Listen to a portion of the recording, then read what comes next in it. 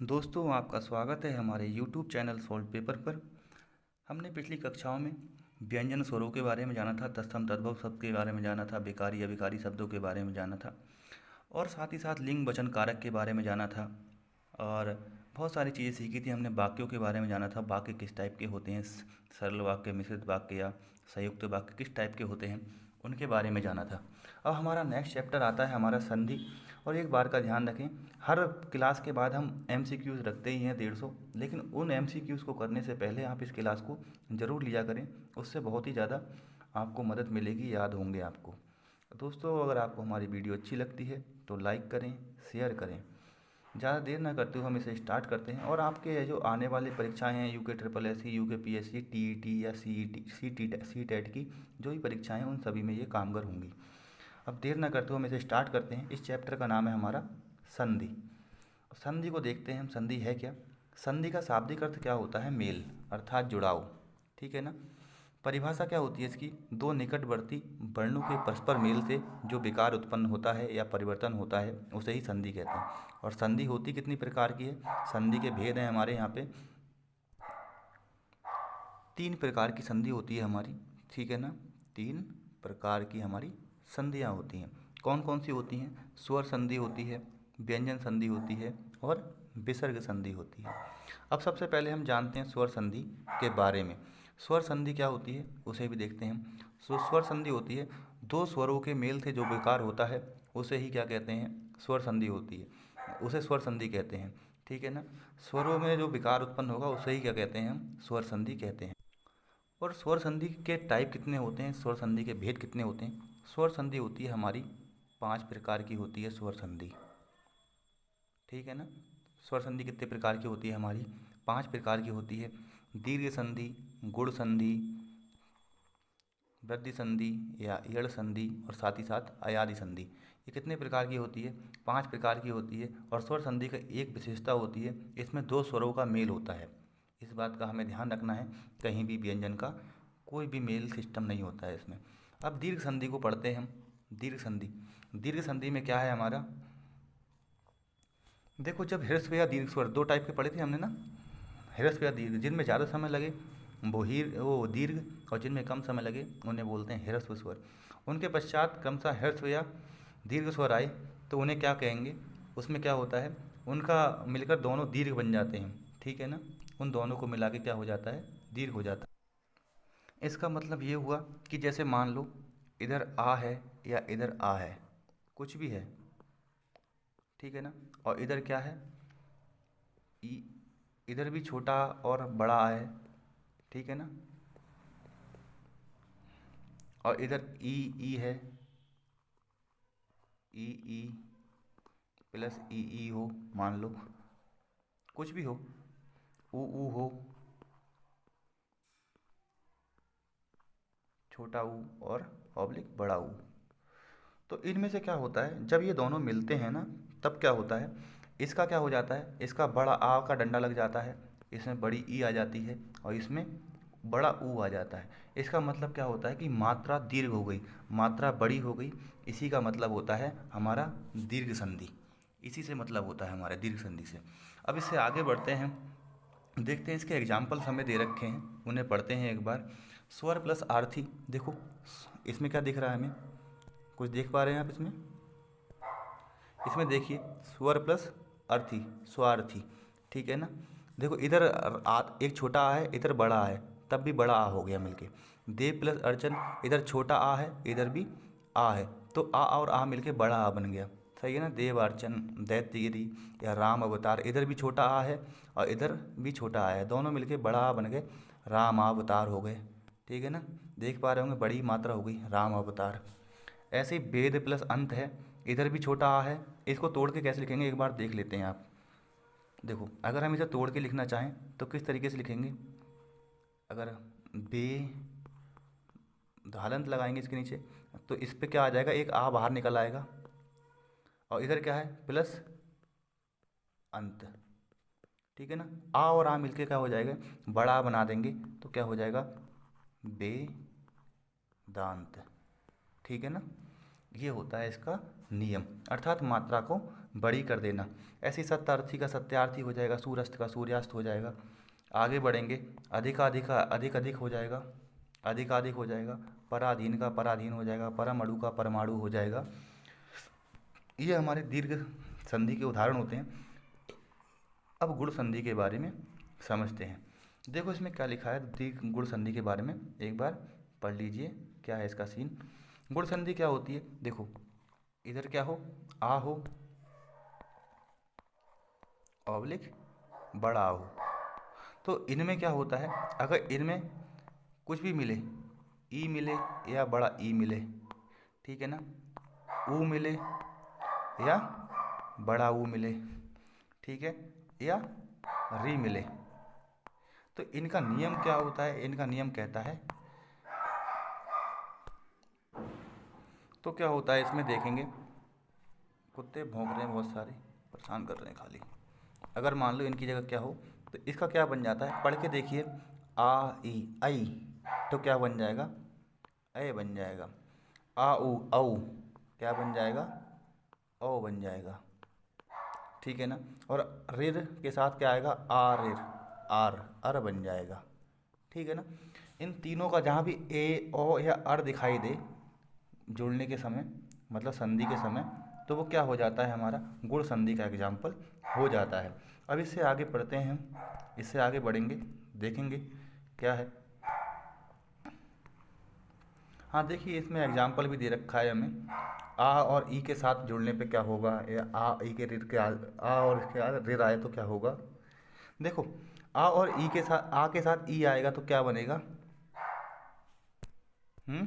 आ और ई के साथ क्या आएगा, ए बन जाएगा।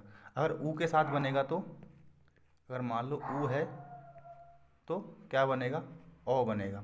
और प्लस में री है इसके तो क्या बनेगा, अर बनेगा। यही चीज़ नीचे बताई गई है, आ और ई मिले तो ए बनेगा, ठीक है ना, और आ और ई मिले तब भी ए बनेगा, मात्रा से कोई फर्क नहीं पड़ेगा। देखो बड़ा नहीं हो रहा है ज़्यादा, मात्रा डबल नहीं हो रही है, इस बात का ध्यान रखना है हमें। आ ऊ को मिलेगा तो ओ बनेगा, आ ऊ को मिलेगा तब भी ओ बनेगा, आ और ऊ मिलेगा तो भी ओ बनेगा, और आ और प्लस ऊ बनेगा तो भी ओ बनेगा, आ के साथ री बनेगा तो अर बनेगा, इस बात का ध्यान रखना है। तो ये किस चीज़ का उदाहरण है, हमारा स्वर संधि के बाद है हमारा गुण संधि। गुण संधि का हमारा ये एग्जाम्पल है। गुण संधि में क्या होता है, ए ओ और अर जहाँ भी दिखाई दे वो क्या हो जाता है, हमारा गुण संधि का एग्जाम्पल हो जाता है। आगे बढ़ते हैं हम वृद्धि संधि की तरफ। वृद्धि संधि क्या होती है इसके बारे में भी अब जान लेते हैं, आगे बढ़ते हैं।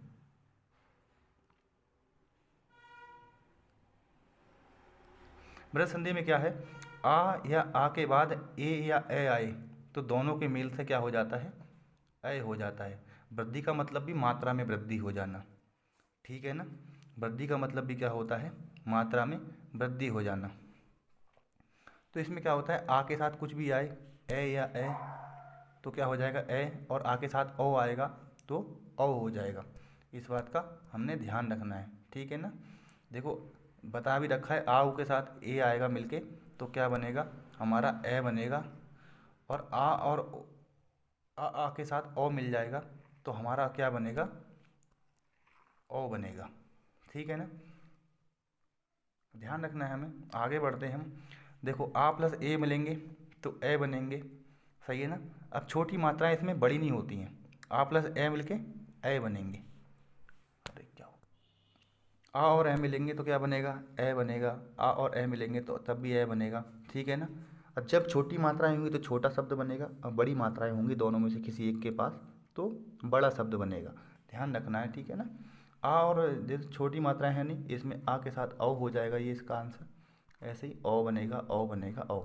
ओ या ए कहीं दिखाई देगा तो वो किसका उदाहरण हो जाएगा, बताएंगे, वृद्धि संधि का, ठीक है। मात्रा की उसमें बढ़ोतरी हो रही है। उससे आगे पढ़ते हैं हम यड़ संधि। यड़ संधि, यड़ संधि का एग्जाम्पल पढ़ते हैं। यड़ संधि में होता क्या है, देखो यदि ई ऊ के बाद और री के बाद भिन्न स्वर आए तो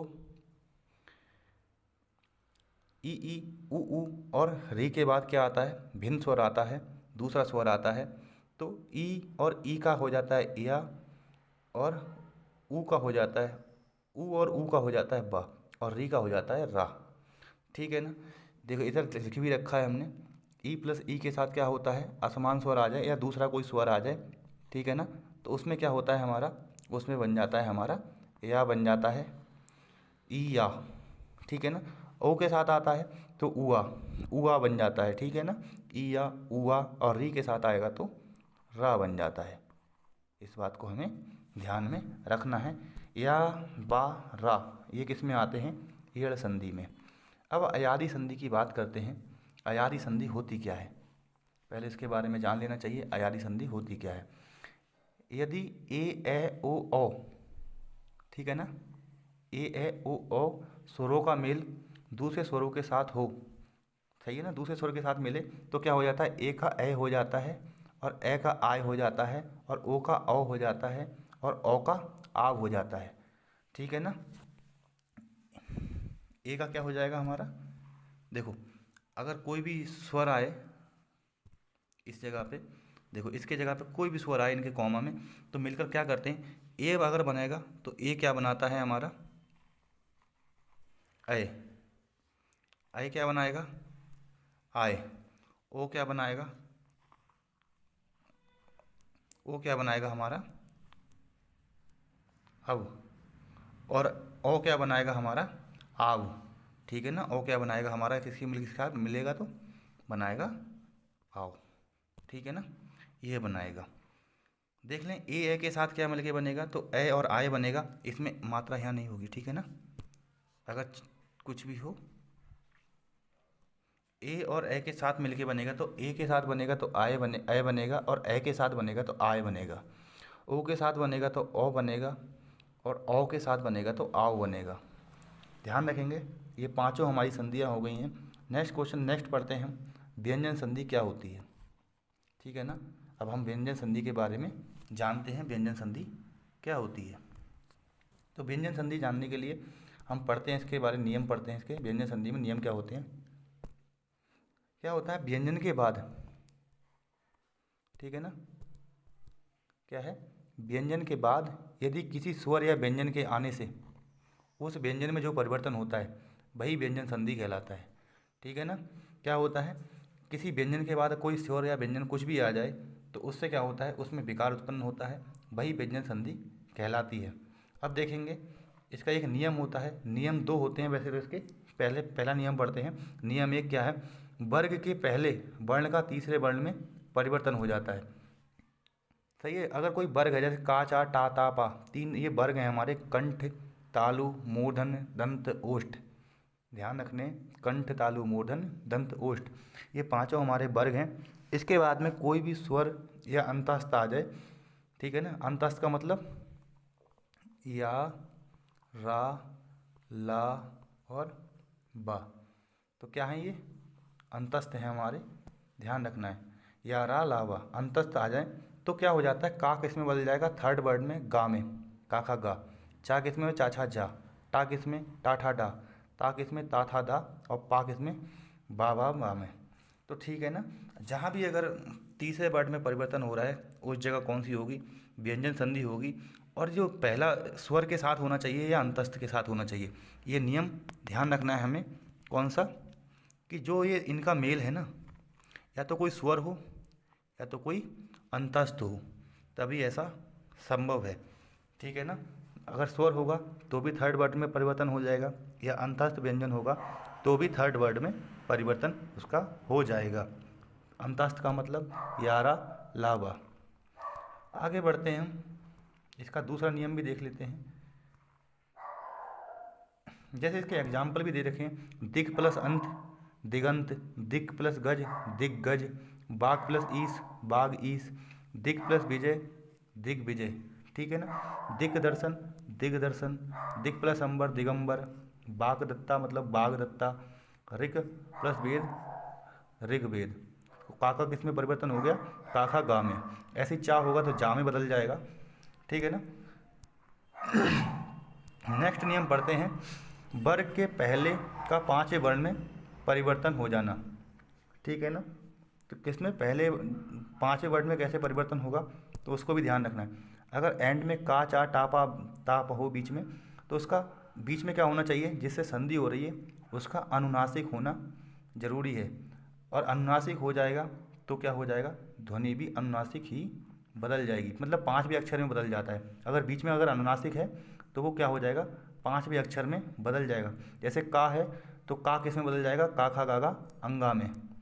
चा है चा छा जा जा या में, ठीक है ना, अनुनासिक ध्वनियों में बदल जाएगा। ता था दादा ना पा फा भाभा माँ, ठीक है ना। इस तरीके से 5वें वर्ड में बदल जाता है जब बीच में क्या हो, जिससे संधि हो रही है उस जगह पे क्या हो, अनुनासिक सब वर्ण हो। नियम है एक और है जो वैसा होता है टाइप का कि छा जो दिक्कत करता है बीच वाला, तो ह्रस्व और दीर्घ स्वर का मेल होता है। छा छा से होने पर, अगर छा से होता है, देखो ये भी क्या है, किसका उदाहरण है हमारा, व्यंजन का, व्यंजन संधि का उदाहरण है। ह्रस्व व दीर्घ स्वर किससे मिले, हमारे छा से मिले, बीच में कहीं छा हो, ठीक है ना। ह्रस्व व दीर्घ स्वर का हो, मिले किससे, छा या छा से मिले, तो छा से पहले क्या हो जाता है, चा को जोड़ दिया जाता है, और जो कि क्या होता है, आधा, ठीक है ना। अगर छा कहीं पे है तो उसमें क्या होता है, छा से पहले क्या हो जाएगा, चा को जोड़ दिया जाएगा, और वो भी क्या होगा, आधा छा होगा बिना स्वर का, उसमें स्वर संबंध मतलब स्वर जुड़ा हुआ नहीं होगा। इस बात का भी हमें ध्यान रखना है। जैसे संधि छेद, संधि छेद हो जाएगा, ठीक है ना। एग्जाम्पल पढ़ लेते हैं एक बार, संधि प्लस छेद, संधि छेद, अनुच्छेद, अनुच्छेद, ठीक है ना। छा है, इसका मतलब इससे पहले क्या जुड़ जाएगा, आधा चा जुड़ जाएगा। परिच्छेद, परिच्छेद हो जाएगा। लक्ष्मी छाया, लक्ष्मी छाया हो जाएगा। छत्र छाया, छत्र छाया हो जाएगा। विच्छेद का, वो बी प्लस छेद का विच्छेद हो जाएगा। स्वच्छंद का स्वच्छंद हो जाएगा। वृक्ष छाया का वृक्ष छाया हो जाएगा। और आ प्लस छादन का आच्छादन हो जाएगा। अर्थात छा से पहले आधा चा जुड़ जाएगा, या कह सकते हैं चा जो है वो बिना स्वर का होगा, यानी कि आधा चा जुड़ जाएगा। नेक्स्ट पढ़ते हैं हम, ता संबंधी भी कुछ नियम हैं, ठीक है। ऐसे ही इसमें नेक्स्ट है नियम 4, ता संबंधी नियम, समझ रहे हैं ना। ता संबंधी नियम, ये किसका उदाहरण है, हमारा व्यंजन संधि का ही उदाहरण है। तो ता व्यंजन के बाद क्या हो, ता के बाद क्या होना चाहिए, चा या छा हो, तो वो क्या हो जाता है, आधा चा बन जाता है। जा या झा हो तो आधा जा बन जाता है। टा या ठा हो तो आधा टा बन जाता है। डा ढा हो तो डा बन जाता है। और ला हो तो लय बन जाता है। और ये कब नियम आता है, जब क्या हो, ता के प्लस में हो कुछ भी, ठीक है ना, ता से आगे जुड़ रहा हो,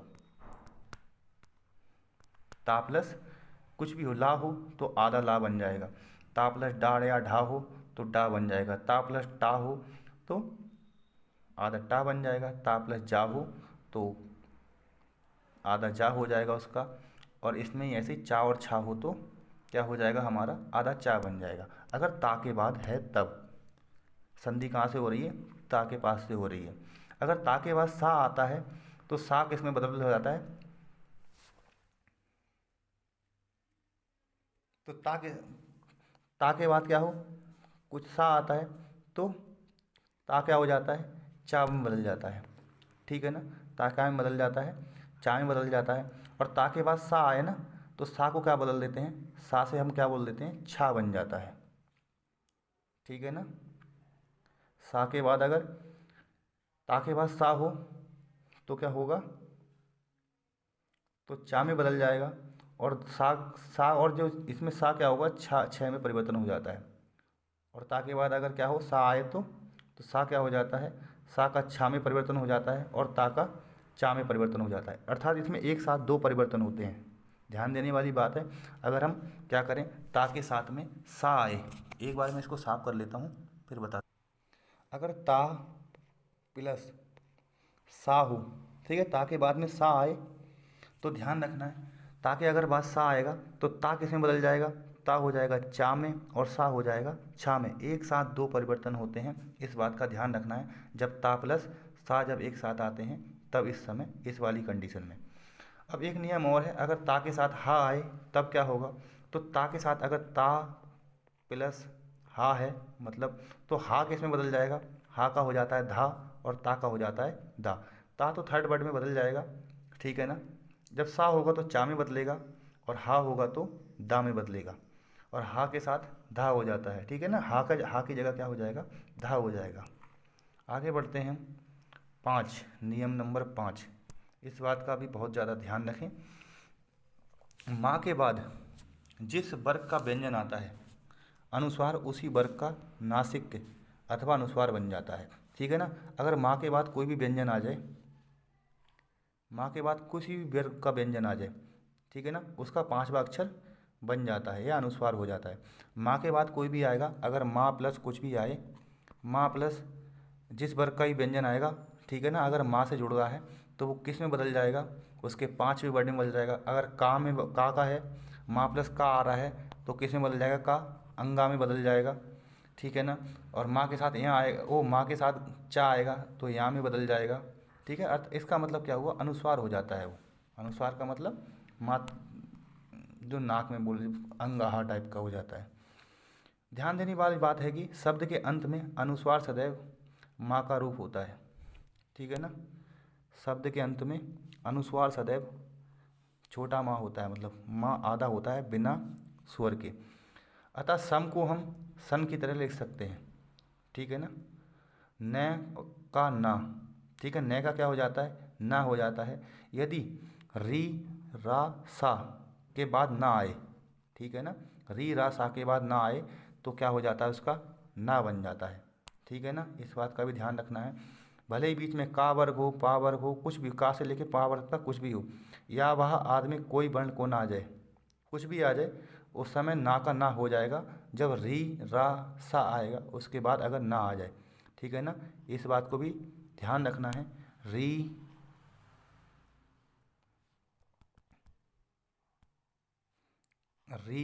रा सा प्लस ना आए तब क्या हो जाएगा, उसका क्या बन जाएगा, उसका बन जाएगा अना, ठीक है ना, अना बन जाएगा।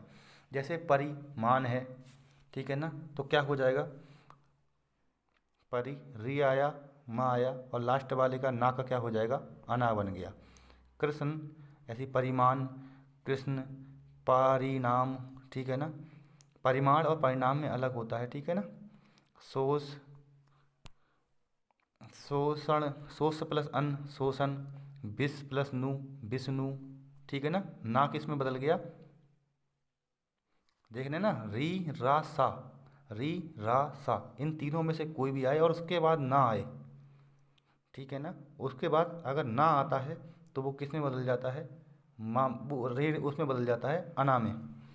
ऐसी त्रस प्लस ना त्रसना, भूषण, री प्लस अन ऋण, भार आना भरन, ध्यान रखेंगे इस बात का। किम प्लस तू किम किंतु, ऐसी हर प्लस न हरन।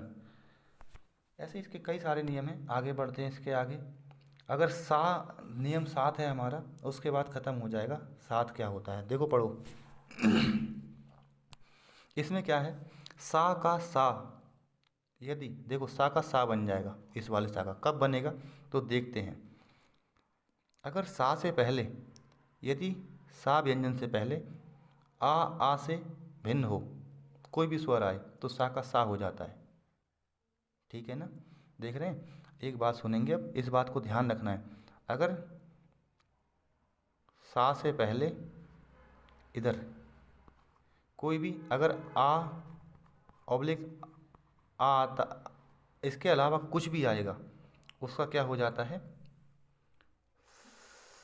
इसका क्या बन जाता है, षटकोण वाला सा बन जाता है, ठीक है ना। और इसके कोई भी स्वर और आता है, इसके अलावा इन्हें छोड़ के कोई भी स्वर आ जाए तो क्या हो जाएगा, उसका सा बन जाएगा। आ और आ को अगर ई आएगा तो सा ही रहेगा, इस बात का भी हमें ध्यान रखना है। ऊ आ जाएगा तो भी सा रहेगा, ठीक है ना। लेकिन अगर आ जाएगा तो आ के अलावा कोई स्वर आता है तो क्या हो जाता है, अगर आ आया तो कोई भी चेंज नहीं होगा, ठीक है ना, तो ये सा ही रहेगा, ठीक है ना। और आ के अलावा कोई और चीज़ आ गई तो क्या बन जाएगा, उसका बन जाएगा ये वाला सा, ठीक है ना। लिखा है ना इसमें, देखो, अगर सा से पहले आ से भिन्न कोई भी स्वर आए, छोटा और बड़ा आ से भिन्न कोई अलग कुछ आता है तो उसका सा बन जाता है, ठीक है ना, ये वाला। लेकिन उसके अगर आ जाएगा तो वही सा रहेगा, यही वाला सा हमेशा रहेगा, इसे नहीं बदल सकते। इस बात का हमें ध्यान रखना है। मैं इसको जो ऊपर कर रखा है उसे हटा, और एक बार और समझना चाहते हैं तो और समझ सकते हैं इस बात को। जैसे अगर मान लीजिए आ और बड़ा आ, अगर इससे सा जुड़ रहा है यहाँ पे तो क्या रहेगा, इसका इसका सा ही रहेगा। और इनके अलावा कुछ भी आ जाए, ई उ ए कुछ भी आए तो उसका सा का क्या बन जाएगा, उसका ये वाला सा बन जाएगा, ठीक है ना, पेट चिरा वाला। अब देखते हैं इसका परिवर्तन कैसे होता है। देखो अभी प्लस सेक, इसमें क्या आ रहा है, अभी प्लस सेक में ई आ रही है इधर, ई का क्या हो जाएगा, अब इस वाले सा का क्या परिवर्तन हो जाएगा, ये बदल गया इस वाले सा में। नी सेद, ई की मात्रा आ रही है तो सा कौन सा हो जाएगा, ये वाला। सुसुप्ति आ रही है तो इसमें सा कौन सा हो जाएगा, देखो ऊ की मात्रा आ रही है, ऊ का मात्रा आने से, ये ऊ की मात्रा आने से ये सा परिवर्तन हो जाएगा, ठीक है ना। बी प्लस सम आ रहा है तो क्या हो जाएगा, विषम हो जाएगा। सु प्लस समा, सुषमा हो जाएगा, क्यों, क्योंकि यहाँ पर ऊ की मात्रा है। अगर आ होता तब परिवर्तन नहीं होता, इस बात का भी हमें ध्यान रखना है। इसका एक एग्जाम्पल आप मेरे को कमेंट में देंगे, ध्यान रखिएगा, कमेंट में मेरे को एक एग्जाम्पल दीजिएगा, कौन सा वाला, जिसमें सा का परिवर्तन ना हो, अर्थात जिसमें मात्रा सा से पहले क्या हो, आ और बड़ा आ की हो, ठीक है ना। आगे बढ़ते हैं, आगे क्या आती है हमारी, अब लास्ट है विसर्ग संधि, इसके बारे में भी हमें पढ़ना है। विसर्ग संधि क्या होता है, देखो विसर्ग के बाद किसी स्वर अथवा व्यंजन के आने से, विसर्ग के बाद किसी स्वर अथवा व्यंजन के आने से विसर्ग में जो परिवर्तन होता है उसे ही क्या कहते हैं, विसर्ग संधि कहते हैं, ठीक है ना। विसर्ग के बाद कोई स्वर या व्यंजन आएगा तो क्या होगा, तो उसको ध्यान रखना है। इसके भी कई नियम हैं भाई, इसको भी सीखना है, ध्यान रखना है, क्योंकि कई बार हम गलत कर देते हैं, कहाँ पर सा लगाएं, कहाँ पर छा लगाएं, कहाँ पर चा लगाएं और कहाँ ये वाला सा लगाएं पेट से। देखो विसर्ग को सा इन वाले तीनों का नियम देखना है हमें, किसका, सा वाले का। यदि विसर्ग के बाद चा छा शब्द हो, ठीक है ना, चा या छा शब्द हो तो विसर्ग का क्या हो जाता है, आधा सा हो जाता है या टा या ठा हो जाता है, ठीक है ना। तो सा तथा ता तथा व्यंजन को सा हो जाता है। अब एक मिनट देखिए, इसमें तीन चीज़ें हैं हमारी। अगर विसर्ग के बाद चा छा व्यंजन होता है तो विसर्ग का क्या बन जाता है हमारा, सा बन जाता है, ठीक है ना। विसर्ग का क्या बन जाएगा हमारा, सा। और विसर्ग के बाद अगर टा ठा हो तो टा ठा का क्या हो जाता है, ये वाला सा हो जाता है। और ता था हो विसर्ग के बाद तो उसका क्या हो जाता है, ये वाला सा हो जाता है, ध्यान रखना है।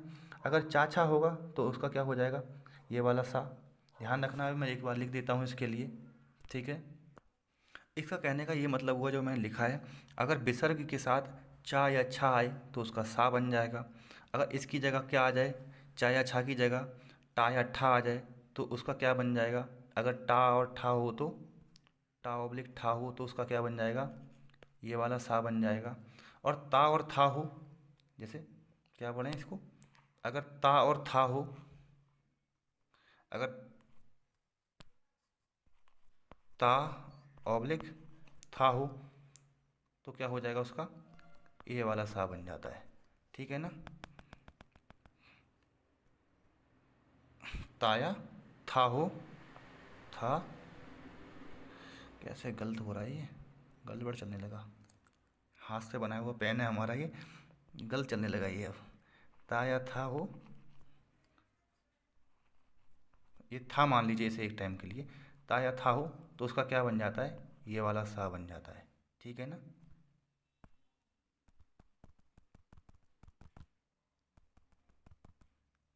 तो कौन सा सा बन जाएगा, ये वाला सा बन जाता है इसका, ठीक है ना।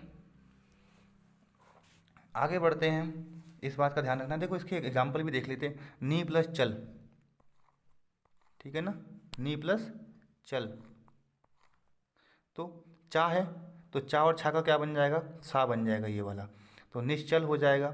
नी प्लस चय, चा या छा हो तो सा बनेगा। नी प्लस तार ता हो तो क्या बनेगा, ये वाला सा बनेगा, ठीक है ना। ता या था हो तो ये वाला सा बनेगा हमारा। दू प्लस तर हो ता होगा तो ये वाला सा ही बनेगा हमारा। नी प्लस छल हो तो चा और छा होगा तो बड़ा शरीफा वाला सा बनेगा। और टाठा होता है तो क्या होता है, निष्ठुर। देखो ये वाला सा बन गया, ठीक है ना। ये इसके एग्जाम्पल हैं, इनसे आप सीख सकते हैं।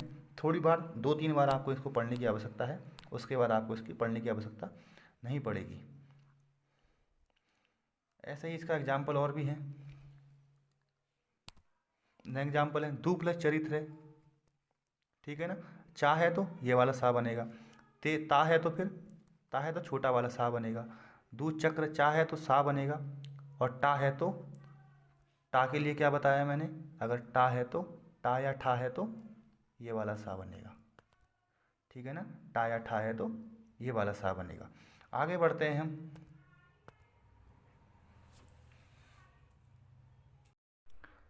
दोस्तों उससे आगे बढ़ते हैं हम। देखो विसर्ग में कोई परिवर्तन ना होना। यदि विसर्ग के बाद सा इनमें से कोई व्यंजन आए तो विसर्ग यथावत बना रहता है, अथवा विसर्ग आने के व्यंजन का रूप ले लेता है वही वाले व्यंजन का जो आगे लगा हुआ होता है, ठीक है ना। अगर विसर्ग के बाद अगर ये वाला आ भी जाता है तो हम 2 तरीके से लिख सकते हैं, या विसर्ग के साथ बिल्कुल वैसा ही लिख सकते हैं, या फिर विसर्ग के साथ जो सा आगे है वही आधा सा आगे लगाकर उसको हम लिख सकते हैं, ठीक है ना। अब इसको आगे देखते हैं, इसको पढ़ के देखते हैं क्या है इसमें। दु प्लस शासन तो दुशासन भी लिख सकते हैं, और साथ ही साथ इसको हम ये वाला सा है इसमें तो इसको भी आधा सा लगा के दुशासन भी कर सकते हैं। ऐसे दुसह को दुस्सह हो जाएगा, निसंकोच को निसंकोच हो जाएगा।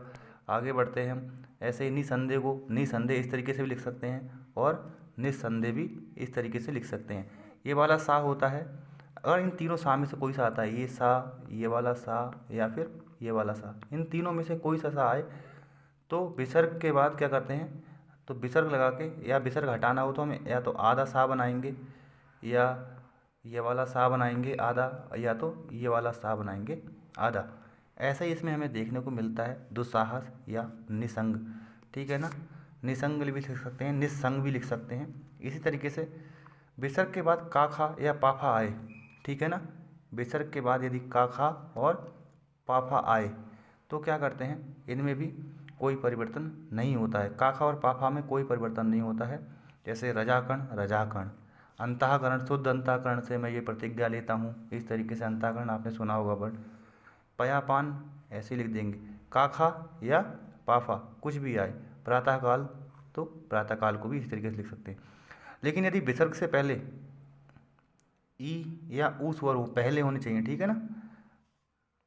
ई या ऊ स्वर हो तो विसर्ग का क्या बन जाता है, ये वाला सा बन जाता है। देखो नी कपट ई है, ठीक है ना, विसर्ग से पहले ई है तो ई से क्या हो जाएगा, ई का ये वाला सा बन जाएगा, ठीक है ना। कौन सा वाला, पेट चिरा वाला, और इसके नीचे हलंत लगा देते हैं। ऐसे ही नी ई आए या ऊ आए तब बनेगा इसका क्या, तो ऐसे निष्पाप, इसमें भी ई की मात्रा है, ई आ रही विसर्ग से पहले तो इसका क्या बन जाएगा, ये वाला सा बन जाएगा हमारा। ऐसे ही चतुष्पाद, ठीक है ना, ऊ आया इसमें चतुष्पाद में तो चतुष्पाद हो जाएगा। दुष्कर्म, देखो दु ऊ आया तो ये वाला सा बन गया दुष्कर्म। अब विसर्ग को रा में कैसे परिवर्तित करते हैं, अगर विसर्ग से पहले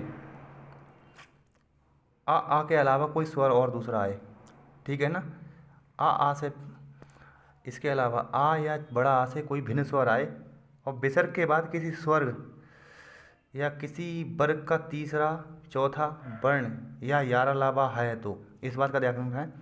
विसर्ग के बाद कोई स्वर हो या किसी वर्ग का तीसरा शब्द हो या चौथा शब्द हो, वर्ण वर्ण हो, या तो यारलावा हा हो, इनमें से कुछ भी हो तो उसकी जगह रा बदल जाता है, रा में बदल जाता है।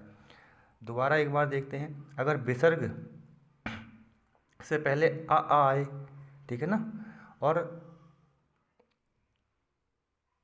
तो कुछ नहीं होगा, लेकिन आ के अलावा कोई और स्वर आ जाता है तो उसके बाद जैसे कुछ भी आया, तीसरा चौथा वर्ण भी लिखा हुआ है उसके आगे, तो उसका जैसे यार अलावा या तीसरा चौथा किसी वर्ग का वर्ग का, पा वर्ग का, चा वर्ग का, टा वर्ग का इत्यादि किसी भी वर्ग का अगर कोई तीसरा और चौथा शब्द आता है तो उसका परिवर्तन किस में हो जाता है, रा में हो जाता है। इस बात का भी हमें ध्यान रखना चाहिए।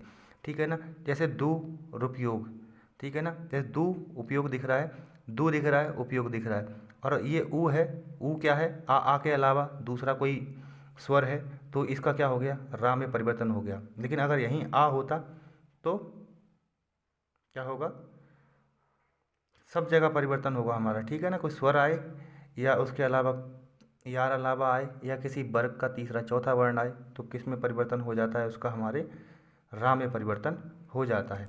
ऐसे ही नीमल निर्मल हो जाएगा, ठीक है ना, नीमल क्या हो जाएगा, निर्मल हो जाएगा।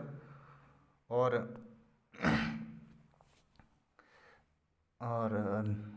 निर्भय दुराचार, ठीक है ना, आ आया रा में बदल गया। जा आया, जा कौन सा होता है, चा छा जा तीसरा वर्ड होता है तो रा में बदल जाएगा, निर्जन। इस तरीके से निहार निराहार, निरुत्साह दुर्लभ, निगुण निर्गुण, नियात निर्यात, या नियामिस आया अर्थात नियाम निरामिस, सब आ या कोई भी स्वर आए, उसके अलावा किसी वर्ग का तीसरा चौथा वर्ण आए, और साथ ही साथ या रा ला बा हा, इन पांचों में से कुछ भी आए तो उसका परिवर्तन किस में हो जाता है, रा में हो जाता है। जैसे पुनः जन्म, पुनः जन्म की बात करते हैं हम, तो पुनः जन्म कैसे हो गया, ना जा, जा कौन सा है, पा, जा कौन सा वर्ड होगा, चा छा जा तीसरा वर्ड होगा तो ये भी रा में बदल जाएगा।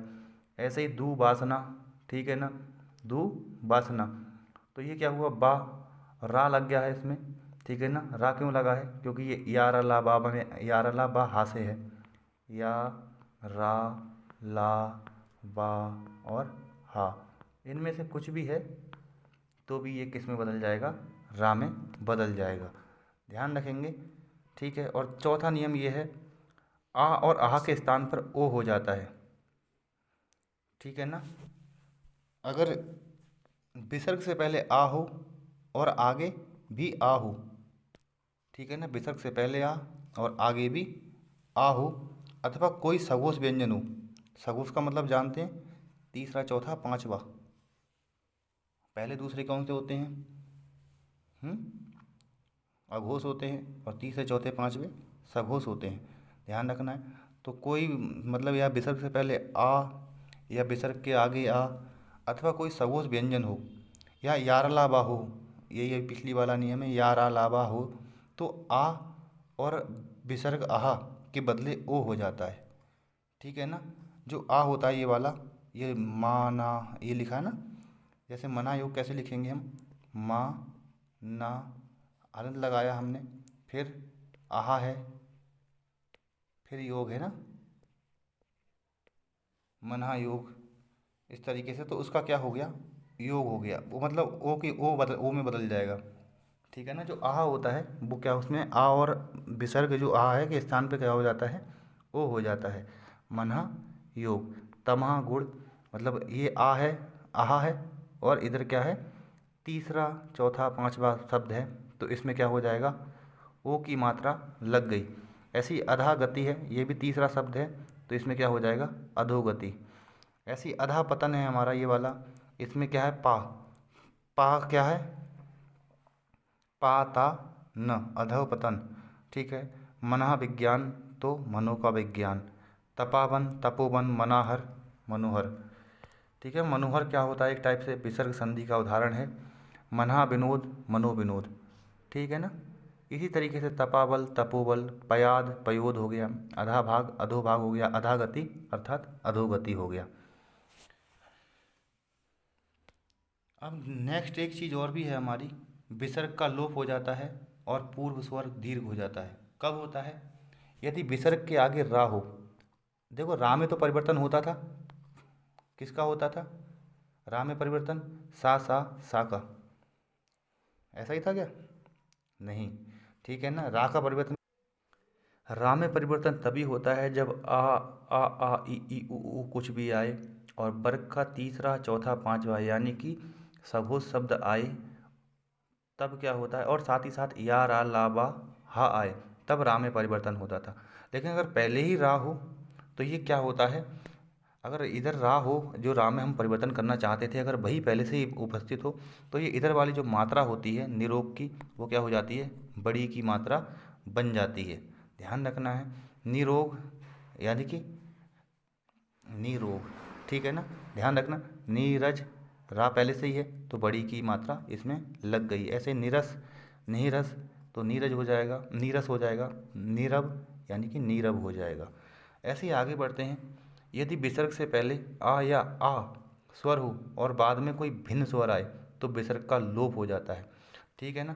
इससे पहले देखो, विसर्ग में पहले क्या है, अतः एव लिखा है ना, तो विसर्ग का लोप क्या हो जाएगा, क्यों हो रहा है, आया, फिर ता और आ आया, आ गया यहाँ पे विसर्ग से पहले। विसर्ग से पहले क्या आ गया हमारा, आ गया। तब और उसके बाद में भी क्या आ गया, एक स्वर आ गया प्लस स्वर। तब क्या होगा, विसर्ग का लोप हो जाता है, यानी कि विसर्ग हट जाता है। तो अतएव का क्या हो जाएगा, अतएव हो जाता है, ठीक है ना। कुछ विसर्गों में विसर्ग का सा हो जाता है। कुछ शब्द ऐसे होते हैं जिनमें विसर्गों का सा हो जाता है, जैसे नमःकार नमस्कार, पुरःकार पुरस्कार, भाकर यानी कि भास्कर, ठीक है ना। इस तरीके से ये हमारी संधि यहाँ पूरी होती हैं। और आगे बढ़ते हैं उससे। देखो कुछ प्रश्न आते हैं परीक्षा में आते हैं इस टाइप के, और उसके बाद हम इसको एक बार इसको करने के बाद हम इसके एमसीक्यूज करेंगे, जिससे कि पूरी तरीके से आपको बिल्कुल समझ में आ जाएगा कि इसमें हुआ तो हुआ क्या है। जैसे बाग जाल है तो का गाँव में बदला है ना, गाँव में बदलने के लिए का होना जरूरी है, तो बाग जाल व्यंजन संधि का एक उदाहरण है ये हमारे। तल्लीन, ता था धा, तल्लीन, तत्कालीन ला हो गया, तत्लीन हो गया, व्यंजन संधि का उदाहरण है।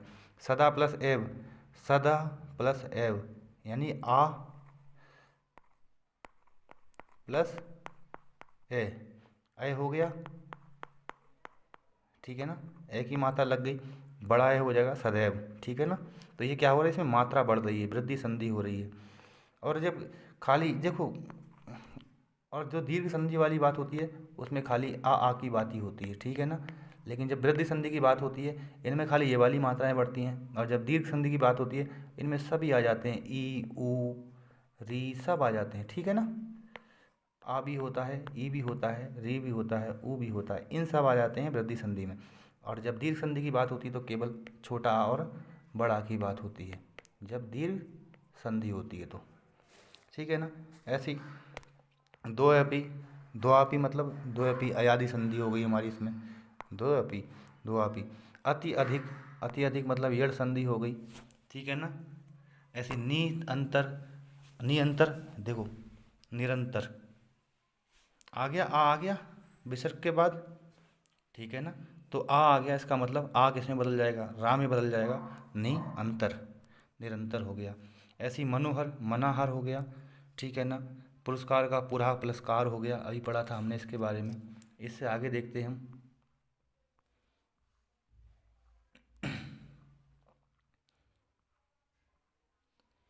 सदाचार, सत्य प्लस आचार होता है सदाचार, व्यंजन संधि का उदाहरण है हमारा। ताक इसमें परिवर्तित हो गया तीसरे वर्ड में। निर्गुण, निगुण अर्थात तीसरा चौथा पांचवा वर्ड आ गया यहाँ पे, विसर्ग संधि का उदाहरण है ये हमारा। और तीसरा चौथा पांचवा आ जाए या यार अलावा आ जाए या आ ई ऊ कुछ भी आ जाए तो ये किस में बदल जाता है, रा में बदल जाता है। मात्रा जो विसर्ग है वो रा में बदल जाती है, छोटे इस वाले रा में, विसर्ग ये हलंत वाले रा में, ठीक है ना। इसी तरीके दिग्गज हो गया, दिग्गज हो गया, व्यंजन संधि का है। जग